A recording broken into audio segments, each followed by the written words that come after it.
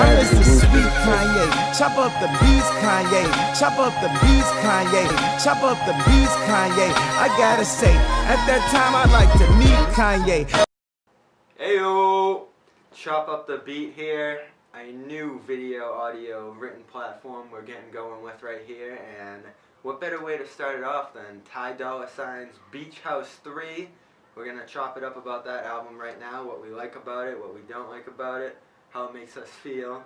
Obas, what do you think of Ty Dolla Sign? My name is not Obas, but you know who I am. I'm DJ. The people's DJ. I do the ones, I do the twos, but don't do the threes and fours. Ty Dolla Sign's album is a great album. It summarizes pop R&B, but it was very inconsistent. Inconsistent in style? Inconsistent in format and style.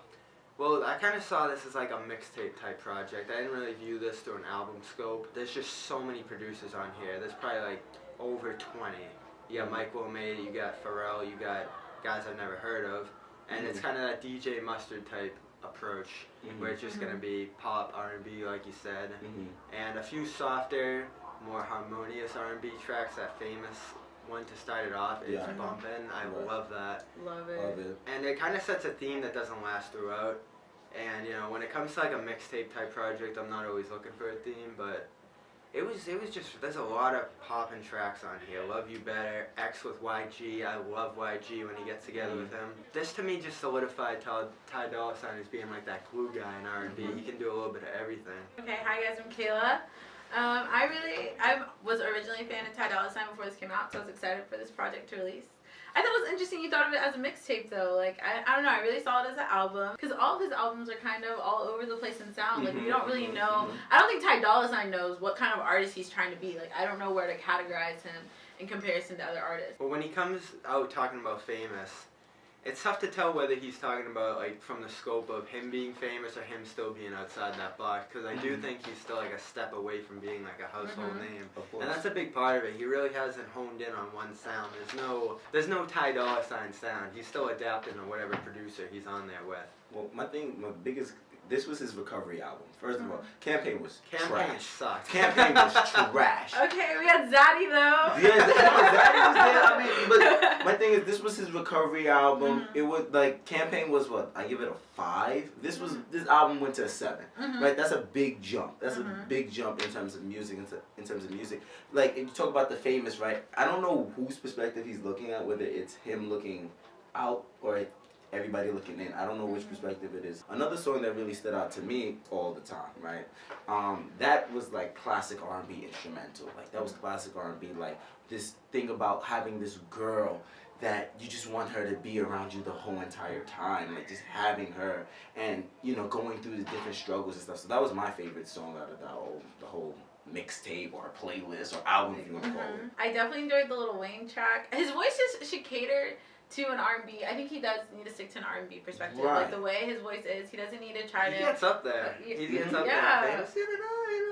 He has a good voice. He does. And yeah, I really think he shouldn't be on to when he goes more into like the pop kind of thing. It just sounds sounds like fake. Like it sounds like they took like an album or a song they already had pre-written. Like, hey, sing this real quick, and we're gonna put a beat over it. That one, Don't Judge Me. Like, oh, that's my favorite song. Well, like that just sounds like ripped out of like a future Young Thug track. Like she said, like a pre-made like template he's trying to follow, cuts and pastes, and he's in there. And there's a lot of tracks like that in here, and that's why the DJ Mustard thing kind of bugs me. He's not one of my favorite producers because it just seems like such a like house-made track whenever he does it. And he did the Love You Better one on here. It was good. It's like what we're talking about. He can't claim that as his own, you know? And I think that's still the biggest problem with him. Free TC was so good because it had a theme and a story and a focus that he could really claim as his own. But even on that album, like he'll be talking to the guy in the jail cell, and then he'll just like break away and start like doing a song like Blase, and yeah, it just gets a little repetitive as it goes through. There's a lot of tracks on here, and yeah, I think it could have been shortened. Yeah, of course. Don't Sleep on Me was my song. It tied into that famous. There's some good hooks on here. There's Don't good Sleep hooks. on Me. Please don't sleep on me. But will we hear this at a party setting? That's the thing that I'm scared about R&B. Rhythm and blues always told a story. So right now it's going to the pop. You know, I blame Chris Brown for this. But I really do blame We should do the Chris Brown review, all 42 tracks. All 42. I Brown really kind of changed the game. Like, remember Wall to Wall when he was like, yeah, times 3, and now all of a sudden he comes out with all these pop songs and sample. Oh my God, don't even get me with the sampling situation. But he goes in here and sampling old songs and incorporating that into the thing. Like, whatever happened to the R&B? Whatever happened to the ushers in this world with Confessions? Like, those are like classic albums, you know. Ty Dolla has that edge he always has to cater to as well. Like, he wouldn't be able to do like a Confessions type album. Just I think he would. He would. Did you hear that song he produced with Cashmere Cat? You That better I was have it. tired of you and that nigga. And it's like but it's like that kind of style. Well, he touches a little bit of everything, but when I view him when he's in his prime, it's kind of like in a Nate Dogg type sense. Like, he's scratchy, he has an edge to him. He can kind of be like that thug in the R&B sense. Like, he can fill that role, and he does it well. Because when I listen to his voice, that's what it gives off. It's scratchy, it's hard, it's edgy.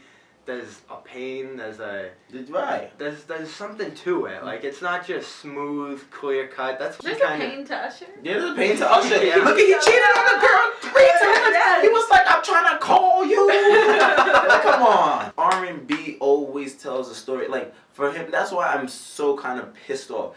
Like, you can't start off with a song like Famous as an intro and then give me a song Don't Judge Me. Yeah. Like, you can't do that. Or like, you. Well, I think in a mixtape sense you can, and that, like, I'll give him a little bit of break for this one. I didn't really have album expectations going in, and I think a lot of these tracks standing alone are really good, despite some of the flaws they have. I agree with you on that. Stare even. He kind of butts heads with like that smooth, polished Pharrell production. Oh, well. But like, it's good. It's good.